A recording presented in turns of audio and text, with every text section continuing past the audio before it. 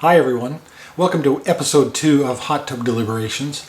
If I look a little red in the face, it's because I did just get out of the hot tub. And the topic I wanted to discuss tonight is self-knowledge.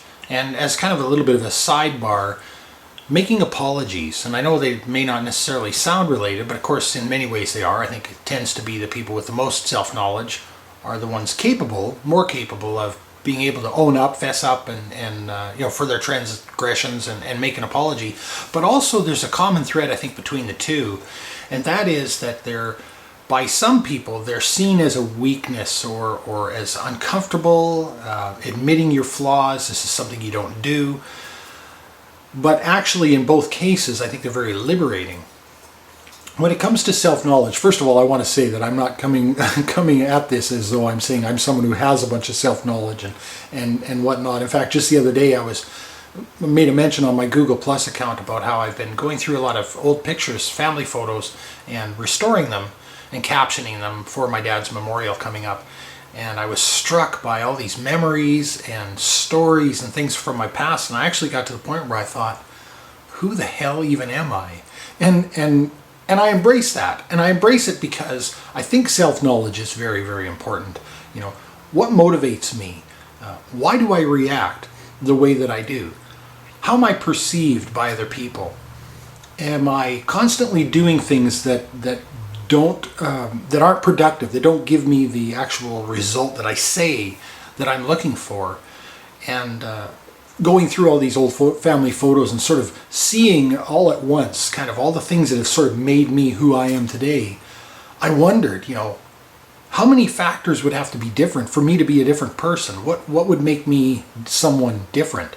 And what are the familial traditions and teachings that have led me to where I am? And what are the cultural influences that all make up who I am today? And what part of those formulate reasoned positions versus, again, just the cultural and the familial baggage, if you will. And it really got me thinking, of course, about a lot of different things. I think very few people actually reason their way into many of the positions that they hold and the ideas and the decisions that they make. Possibly in the YouTube community that I'm sort of a part of, at least sort of peripherally, I think more people reason themselves into different positions and ideas and decisions. But in the general populace, it's certainly not true. All you've got to do, I don't know how many of you have a personal Facebook account, but just look at your personal Facebook whenever there's some sort of a national event or some public figure does something crazy, and watch the responses, and you'll notice most of them are sort of emotion-driven, they're culture-driven.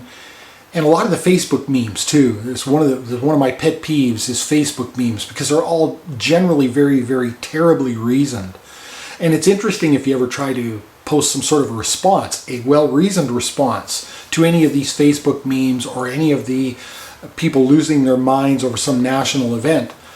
Get ready for the vitriol, because of course, if people haven't reasoned their way into a position and they don't have a lot of self-knowledge to understand what motivates them to feel a certain way and why they're responding a certain way, they're going to respond with emotion, because that's how they arrived at that position in the first place.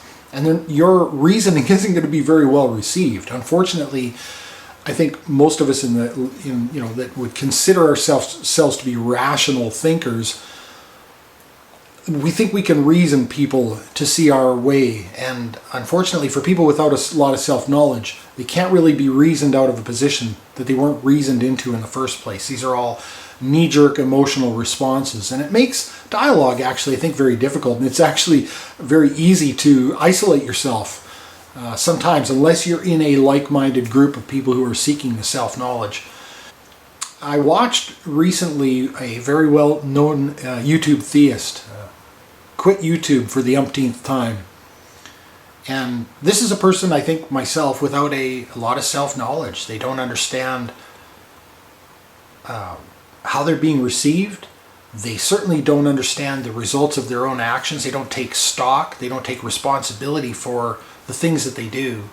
And they also don't take any kind of a practical, philosophical approach to say, listen, here are my stated objectives, and I keep doing these different things, and I never ever make my objective. and then I sort of blame other people for it, right? This is a philosophically strange way to conduct oneself. And I remember, watching this, and I was just watching for all these clues, these cues of a lack of self-knowledge, and they're just, the video is rife with them. And I remember saying to the computer screen at that time, as he's saying that he's off YouTube, see you tomorrow. And of course, lo and behold, this is what happened. There were a few glimpses of self-knowledge. He did say a couple of times, I know I've said this 100 times, and I'm quitting. Yes, you have. And to me, this is very similar to being the kind of person who can make an apology. I think for a lot of people, when they hear this idea of being introspective and seeking self-knowledge, they see it as a weakness. They see it as showing your flaws, as you're going with a magnifying glass looking for flaws. What they don't realize is, I think, how liberating it can be to truly understand what motivates you, to be aware enough to watch other people's reactions to you, and to have that kind of inner feedback, I think is it really can be liberating. And of course, nothing gives you the opportunity to change things that you don't like recognizing them in the first place. And I've watched some old home movies of myself, again, in this whole trip down memory lane that is getting prepared for my dad's memorial. And there's a lot of things I've seen in myself that I don't like. And I've got a few apologies prepared for some people in my family. Nothing serious, but I could see some behavior that I didn't like. And those are things that I want to change. And I think obviously it is going to be a person who's seeking self-knowledge, who's going to be most likely the type of person who can bring themselves to make apologies. Some people can't even take an apology. And I think that's an even further step down that ladder of self-knowledge. I once worked for a company where the owner of the company, I would say, was kind of a small man. He was very boastful and very proud. And one time he and I sort of got into it, and it was nothing I did wrong. It was a complete misinterpretation of what was happening on his part. But I realized that my job was in jeopardy, and I thought, well, I'm certainly not going to apologize for something I didn't do. But if there's anything that I did that led to our miscommunication, I would certainly apologize for that. So I went to his office and we discussed it a little bit, and I said, here's my side of the story, here's what I did and did not do. It was nothing that serious anyway, but he was such a small-minded person that he made a big deal out of it. And then I said, I very much apologize if there's anything that I did that led to our disagreement or our miscommunication. I certainly didn't mean that. And I put out my hand to shake his hand, and he wouldn't even reach out to shake my hand. And certainly he was not willing to make an apology himself. And again, I'm not trying to paint myself as this person who's got perfect self-knowledge and is always humble and that sort of thing. That's not the case. I mean, I've got my flaws just like the next person. But I think it really is a strong indicator of someone who lacks self-knowledge, who feels that making an apology somehow diminishes them, makes them a smaller person. And in my experience, it's the opposite. Every time I've ever made an apology, gone out of my way to be very genuine and make an apology, I've always received a lot more respect from people for doing that.